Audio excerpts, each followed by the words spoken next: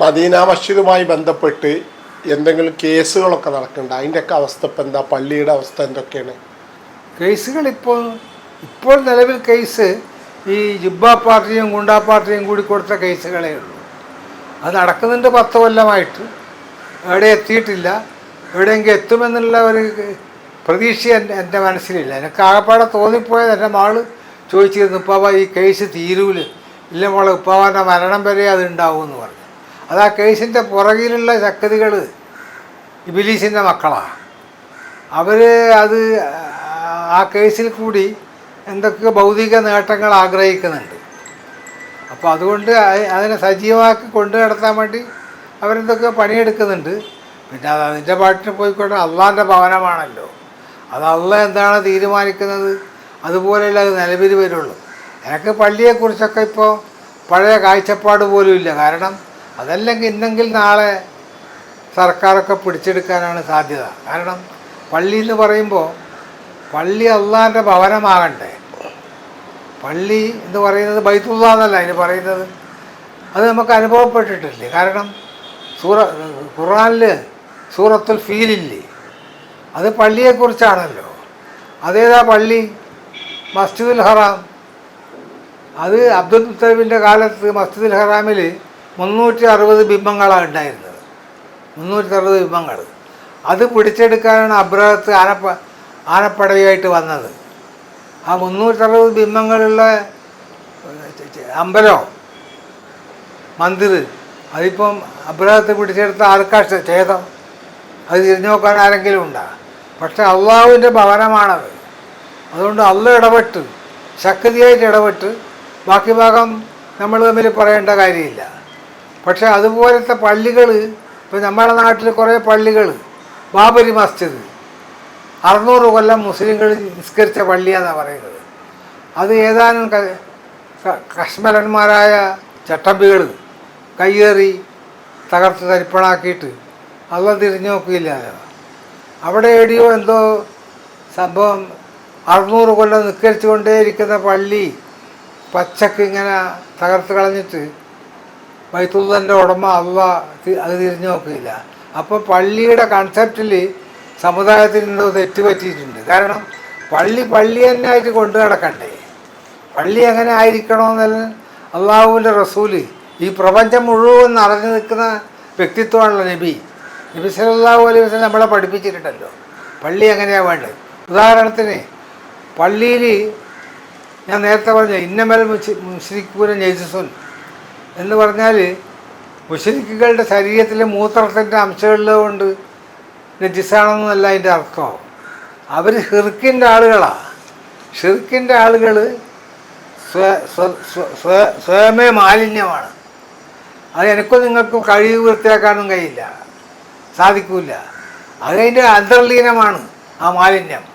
അവരെ കൂട്ടിക്കൊണ്ടാന്നിട്ട് ജുമാ കുത്തുബക്കെല്ലാം മുമ്പിൽ ഇരുത്തിയിട്ട് നിങ്ങൾ ഇത് പള്ളിയാന്ന് അവകാശപ്പെട്ട അള്ളാഹ് വകവെച്ച് തരുമോ? അവിടെ അത് മാലിന്യമായില്ലേ, നജീസായില്ലേ. വേറെ സമയത്ത് നബി സല്ലല്ലാഹു അലൈഹി വസല്ലം 23 കൊല്ലത്തിൻ്റെ ഇടയിൽ ഒരിക്കൽ പോലും പള്ളിയിൽ പാകം ചെയ്ത ഭക്ഷണം വിളമ്പിയിരുന്നില്ല. പാകം ചെയ്ത ഭക്ഷണം വിളമ്പിയിരുന്നില്ല. വിളമ്പിയിട്ടുണ്ടാകുകയില്ല എന്ന് ഞാനും കരുതുന്നു. കാരണം 2003 റമദാൻ മാസത്തിൽ ഞാൻ 30 ദിവസം ഹറമിലുണ്ടായിരുന്നു. 30 ദിവസവും ഹറമിൽ പങ്കെടുക്കുന്ന 30 ലക്ഷം വിശ്വാസികൾക്ക് റമദാൻ മാസത്തിൽ 30 ലക്ഷം ആളുകളുണ്ടായിരുന്നു പള്ളിയിൽ. അവർക്ക് 30 ലക്ഷം ആളുകൾക്കും കാരക്കയും പച്ചവെള്ളവും മാത്രമാണ് വിഭവം. വേറെ ഒരു വസ്തുവും അവിടെ വിളമ്പിയതായിട്ട് ഞാൻ കണ്ടിട്ടില്ല. അപ്പോൾ എനിക്ക് മനസ്സിലായി, അപ്പം നബി പാകം ചെയ്ത ഭക്ഷണം വിളമ്പിയിട്ടില്ല എന്നുള്ളത് ഈ അറബികൾ അംഗീകരിച്ചിട്ടുണ്ട്. അതുകൊണ്ടാണ് ഇവിടെ ഒന്നും വിളമ്പാത്തത്. അതേ സമയത്ത് പള്ളിയുടെ പട്ടുപ്പാവിൽ പോവുകയാണെങ്കിൽ ഈ അറബി ഷെയ്ഖുമാരല്ലേ, അവരുടെ വക സുഭിക്ഷമായ നോമ്പ് പറയുന്നുണ്ട് മുകളിൽ, പള്ളിയുടെ അകത്തല്ല, പള്ളിയുടെ ടെറസിൻ്റെ മുകളിൽ. പക്ഷെ അത് തിന്നാൻ പോയാൽ തിന്നു കഴിയുമ്പോഴേക്ക് ഇവിടെ നിസ്കാരം നഷ്ടപ്പെട്ടു പോകും. ഭക്ഷണ സാധനങ്ങൾ വിളമ്പുന്ന പിന്നെ മത്സരത്തിലാണ് മതപ്പാർട്ടികൾ. മുജാഹിദ് വിളമ്പുന്നതിൻ്റെ കൂടെ ഒരു കടിയും കൂടി അധികം ജമാഅത്ത് വിളമ്പും. പിന്നെ ജമാഅത്തുകാർ സാമിനെയും അച്ഛനെയും പാതിരിനെയും എല്ലാം നോമ്പ് തുറക്കാൻ വിളിച്ചുകൊണ്ട് വരുമ്പോൾ മറ്റേ കൂട്ടർ അതിൻ്റെ അപ്പുറമുള്ള ആളുകൾ വിളിച്ചുകൊണ്ട് വരും. എന്നിട്ട് അവരെ കൊണ്ട് നോമ്പ് ഉറപ്പിക്കുക. രാജഗോപാല മറ്റാണ് ഒരു ദിവസം അതിന് നിൽക്കാണ്ട് അയാൾ മന്ത്രിയായിരിക്കുന്ന കാലത്ത് അയാൾ പറഞ്ഞു, അയ്യോ അതിന് വെയിറ്റ് ചെയ്താൽ എൻ്റെ വണ്ടി വിട്ടു പോകും, എനിക്ക് ട്രെയിനിന് പോകണം, നിങ്ങൾ പിന്നെ കഴിച്ചോളി, ഞാൻ കഴിച്ചിട്ട് പോയിക്കോളാം എന്ന് പറഞ്ഞാൽ അയാൾ തിന്നിട്ട് പോയി. അതെനിക്ക് ഓർമ്മയുണ്ട്. അപ്പോൾ ആ പള്ളി എന്നുള്ള കൺസെപ്റ്റ് നഷ്ടപ്പെട്ടു. നമ്മളറിയില്ല, അത് അള്ള ലിസ്റ്റിൽ നിന്ന് വെട്ടിക്കളഞ്ഞു. അതുകൊണ്ടെന്താ വെച്ചാൽ അള്ള തിരിഞ്ഞു നോക്കൂല. ബാബരി മസ്ജിദ് കശ്മീരന്മാർ തകർത്തപ്പോൾ അള്ള പുറംതിരിഞ്ഞു കളഞ്ഞു. കാരണം എന്താ, പള്ളിക്കുണ്ടായിരിക്കേണ്ടുന്ന ആ ഭവ്യത അത് നമ്മൾ നഷ്ടപ്പെടുത്തി. അതിപ്പോൾ എല്ലാ സ്ഥലത്തും, അതാ കുറച്ച് മുമ്പ് ഞാൻ പറഞ്ഞത്, പള്ളികളുടെ പണ്ടത്തെ കൺസെപ്റ്റൊന്നും ഇപ്പം ഇല്ല. അതുകൊണ്ട് എന്തെങ്കിലും നമ്മുടെ ചോദ്യത്തിൻ്റെ കേരളത്തിലെ മുസ്ലിങ്ങളോട് പ്രത്യേകിച്ച് എന്തെങ്കിലും അല്ലല്ല അതല്ല പള്ളിരുത്തിയാക്കിയെ കുറിച്ച് അത് പറഞ്ഞല്ലോ. അല്ല, പള്ളിയുടെ കാര്യം പറഞ്ഞപ്പോഴാണ് അത് പറഞ്ഞത്. അപ്പോൾ പള്ളിയെക്കുറിച്ച് നമ്മുടെ കൺസെപ്റ്റ് കാര്യമായിട്ട് മാറിപ്പോയിട്ടുണ്ട്. പള്ളിയായിട്ട് നമ്മുടെ ആളുകൾ ഇപ്പോൾ കാണുന്നില്ല. അവിടെ സുഖലോലുപതക്കാണ് ആളുകൾ മുൻതൂക്കം കൊടുക്കുന്നത്. പാർട്ടി അടിസ്ഥാനത്തിലാണ് അത് കണ്ടെത്തുന്നത്.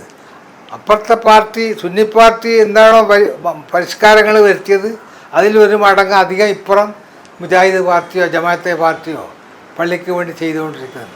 അതാണിപ്പോൾ കണ്ടുകൊണ്ടിരിക്കുന്നത്. അതേസമയത്ത് 13 കൊല്ലം മക്കത്തുനിന്ന് കഠിനമായ പീഡനമർദ്ദനങ്ങൾ ഏറ്റെടുത്തിട്ട് നിൽക്കക്കള്ളി ഇല്ലാതെ കൊണ്ടാണല്ലോ മദീനത്തേക്ക് പലായനം ചെയ്തത്. മദീനത്തെത്തിയിട്ട് ആദ്യത്തെ കൊല്ലങ്ങളൊക്കെ ക്ലേശവും പട്ടിണിയൊക്കെ തന്നെയായിരുന്നു. പിൽക്കാലത്ത് അവസ്ഥ മാറി.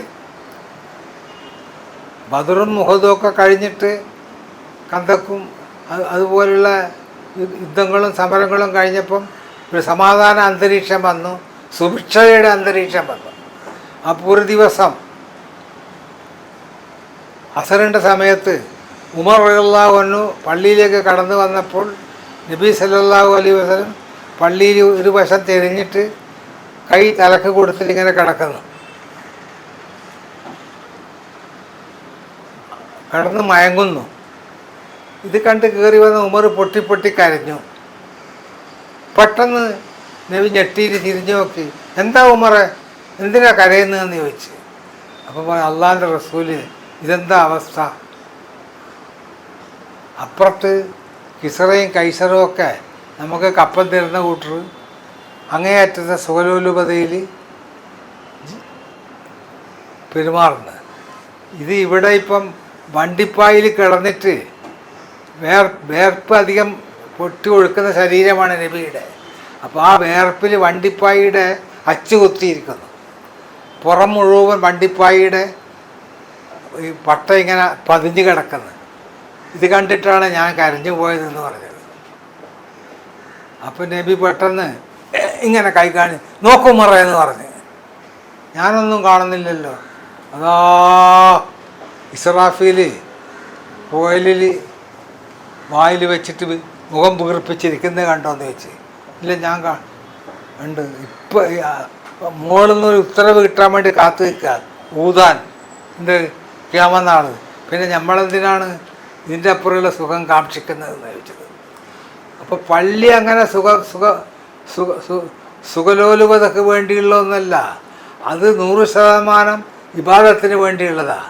അവിടെ ഈ വേർപ്പും മറ്റേ സുഖലോലുപതൊന്നും പ്രശ്നമേ അല്ല. അവിടെ ഭക്തിയാണ്. ആ ഭക്തി ഉള്ള അടിമകൾ പള്ളിയിൽ പോയി കഴിഞ്ഞാൽ അവർക്ക് വേർക്കൊന്നും അനുഭവപ്പെടില്ല. അലി റളിയല്ലാഹു അൻഹുവിന് അമ്പ് കൊണ്ടു ശരീരത്തിൽ. ഇപ്പോൾ വേദന കൊണ്ട് പൊളഞ്ഞിട്ട് ഇപ്പോൾ ഈ അമ്പ് പൊരിച്ചെടുക്കാൻ വേണ്ടി അണികൾ ചോദിച്ചപ്പോൾ പറഞ്ഞേ, നിങ്ങളിപ്പോൾ പറിച്ചെടുക്കുമ്പോൾ പച്ചക്ക എടുത്താൽ എനിക്ക് വല്ലാണ്ട് എനിക്ക് വേദനയാവും. ഞാൻ നിസ്കാരത്തിന് കൈകെട്ടിക്കഴിഞ്ഞാൽ നിങ്ങൾ ഊരിയെടുത്തു. നിസ്കാരം കഴിഞ്ഞപ്പം നബി ചോദിച്ചു, അലി ചോദിച്ചു, അമ്പ് എന്ത് ചെയ്തു, നമ്മൾ പറിച്ചെടുത്തു എന്ന് പറഞ്ഞു. അലി അറിഞ്ഞില്ല. അപ്പോൾ അവർ അമ്പ് പറിച്ചെടുക്കുന്ന അറിയാത്ത അലിയൊന്നും വിയർപ്പൊന്നും അറിയില്ല. അതുകൊണ്ട് വിയർപ്പും ചൂടുവെല്ലാം ഉണ്ടായിക്കോട്ടെ, പള്ളി അത്ര മതി. അത് അള്ളാൻ്റെ ഭവനമാണ്. അത് അള്ളാൻ്റെ ഭവനമായിട്ട് എങ്ങനെയാണോ 23 കൊല്ലം നബി സല്ലല്ലാഹു അലൈഹി വസല്ലം കൊണ്ടു നടന്നത്, അതുപോലെ സമുദായത്തിന് മതി. അതിൻ്റെ അപ്പുറമുള്ള ഒരു സുഖലോലുപതയും പള്ളിയിൽ വേണ്ട. നമുക്കെന്താണെന്ന് വെച്ചാൽ മറ്റേ പാർട്ടിയെ തോൽപ്പിക്കാൻ വേണ്ടി അവർ ചെയ്യാത്ത പരിഷ്കാരം ഇവിടെ വരുത്തണം. പിന്നെ ഈ വരുന്ന VIP ഉണ്ടല്ലോ, സ്വാമി അച്ഛനും പുരോഹിതനും ഒക്കെ, അവരെ സുഖിപ്പിക്കാൻ വേണ്ടിയും പിന്നെ പള്ളിയിൽ എയർ കണ്ടീഷനും അധികമെല്ലാം ആക്കിയിട്ട് അരമന പോലെയൊക്കെ ആക്കണം. അത് ഇസ്ലാമിന് ചേർന്ന പണിയല്ല. ഇസ്ലാമിൻ്റെ പള്ളി ഇസ്ലാമിൻ്റെ പള്ളിയായിട്ട് തന്നെ നിലനിൽക്കണമായിരുന്നു. അപ്പോൾ അതാണ് പള്ളിയോട് നമുക്കുണ്ടാകേണ്ടുന്ന കൺസെപ്റ്റ്. KC അബ്ദുള്ള മൗലവി താങ്കളുടെ ബന്ധുവായിരുന്നു. ആയിരുന്നു. ഒരുപാട് കാലം KC അബ്ദുള്ള മൗലവിൻ്റെ കൂടെ താങ്കൾ ഉണ്ടായിരുന്നു. അദ്ദേഹത്തെ കുറിച്ച് എന്താ പറയാനുള്ളത്? ഞാൻ ബന്ധപ്പെട്ട് പരിചയപ്പെട്ടതിൽ ഏറ്റവും സാത്വികനായ നിഷ്കളങ്കന അത് ഞാൻ പറയില്ല, എനിക്കറിയില്ല. പിന്നെ തക്കുവുള്ള, ഇസ്ലാമിക അവബോധം നല്ലോണമുള്ള, സുന്നത്തിനെക്കുറിച്ചൊക്കെ നല്ല കാഴ്ചപ്പാടുള്ള, അത്തരം വിഷയങ്ങളിൽ ഒരു പോയിന്റിലും വഴിതെറ്റിപ്പോകാത്ത ഒരു വ്യക്തിത്വമായിരുന്നു. 30 കൊല്ലം അടുത്ത ബന്ധമുണ്ട് എനിക്ക്. 1965 ആണ് ഞാൻ ബന്ധപ്പെടുന്നത്. 95 മരിക്കുന്നവരെ ഞാൻ കൂടെ തന്നെ ഉണ്ടായിരുന്നു. കൂടെ തന്നെ ഉണ്ടായെന്ന് പറഞ്ഞാൽ ഞാൻ ഇടയ്ക്കിടയ്ക്ക് എറണാകുളത്ത് നിന്ന് അവിടെ തേക്കുംപാലിൽ ചേതാമംഗലൂരിൽ പോകും, മൂപ്പര കൂടെ ഒരു ദിവസം വെറുതെ കഴിയാൻ വേണ്ടിയിട്ട്. അപ്പോൾ കുറേ കാര്യങ്ങളൊക്കെ പറഞ്ഞു തരും.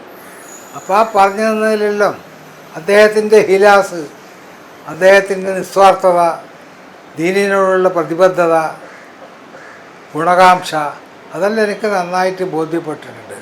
അതിൽ കവിഞ്ഞ് അദ്ദേഹത്തിന് എന്തെങ്കിലും ന്യൂനത ഉള്ളതായിട്ടൊന്നും എനിക്കറിയില്ല.